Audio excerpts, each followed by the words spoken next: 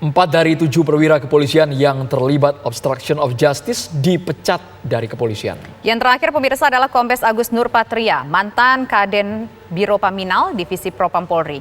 Hasil sidang etiknya diumumkan kemarin setelah persidangan berlangsung sekitar 18 jam.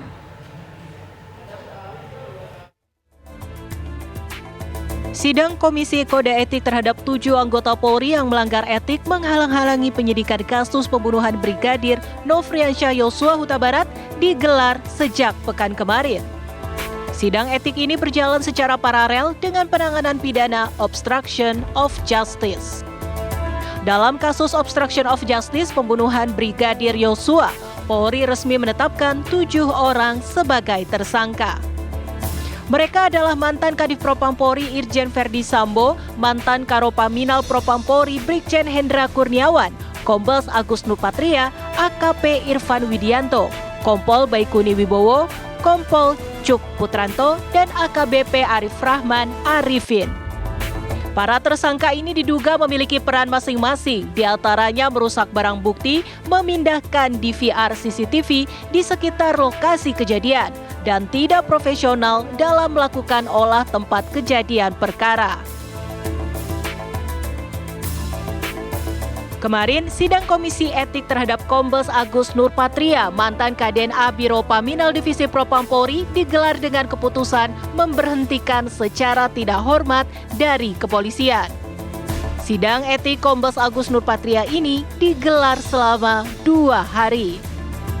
Komisi Etik menjatuhkan sanksi etika dan administratif kepada Kombes Agus Nurpatria karena diduga melakukan penghalangan penyidikan dalam kasus kematian Brigadir J. Atas keputusan itu, Kombes Agus akan mengajukan banding. Hasil keputusan sidang kode etik diputuskan bahwa yang pertama sanksi etika, yaitu perilaku pelanggaran sebagai perbuatan tercela. Yang kedua, sanksi administrasi. A. Penempatan khusus selama 28 hari. Dari tanggal 9 Agustus sampai tanggal 6 September. Mohon maaf. Ya, kemudian B. Pemberhentian tidak dengan hormat atau PTDH dari anggota kepolisian.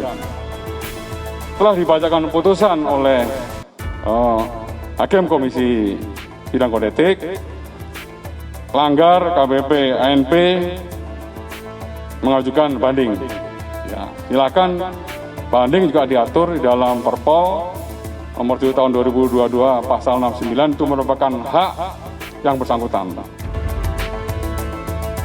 Selain Kombes Agus Nurpatria, sebelumnya Komisi Etik juga menjatuhkan sanksi diberhentikan secara tidak hormat atau pemecatan dari kepolisian terhadap Irjen Verdi Sambo, Kompol Baikuni Wibowo, dan Kompol Cuk Putranto.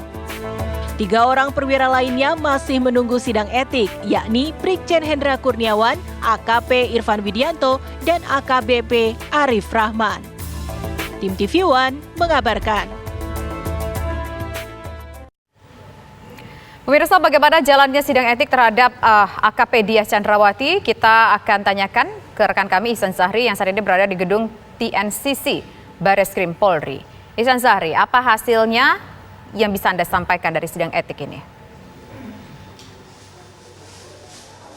Ya, Tisandro dan juga pemirsa, benar sekali memang Komisi Kode Etik Polri ini kembali menggelar sidang etik begitu, namun kali ini berbeda jika sebelumnya sidang kode etik ini dilakukan terhadap tersangka obstruction of justice, namun kali ini digelar terhadap anggota Polri yang diduga melakukan pelanggaran tergolong, maksud kami melakukan pelanggaran yang sedang begitu, yakni AKP Diah Chandrawati, mantan Paurlok Bakrenmin Div Propam Polri. Dalam hal ini AKP Diah Chandrawati ini dianggap tidak profesional dalam pengelolaan dan pertanggungjawaban pinjam pakai senjata api dinas di lingkungan Div Propam Polri, dan sedang berlangsung begitu sidang yang digelar hari ini. Kami belum mendapatkan informasi nanti seperti apa hasil dari sidang etik, seperti apa sanksi yang akan dijatuhkan atau diberikan kepada AKP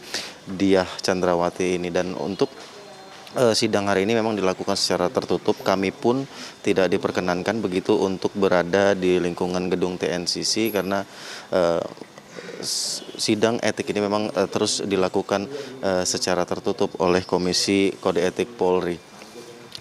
Dan sidang ini sudah kelima kalinya begitu digelar, jika sebelumnya sidang dari pertama hingga keempat ini dilakukan terhadap tersangka obstruction of justice, dan dari 7 tersangka obstruction of justice ini masih ada 3 anggota Polri lagi yang nantinya akan menjalani sidang, yakni AKBP Arif Rahman Arifin, kemudian AKP Irfan Widianto, dan yang terakhir Brigjen Hendra Kurniawan, Karopaminal Divpropam Polri, dan rencananya sidang tersebut akan digelar minggu depan. Kembali ke Anda, Tisa Andro. Iksan Zari mengabarkan langsung dari Mabes Polri, Jakarta. Terima kasih.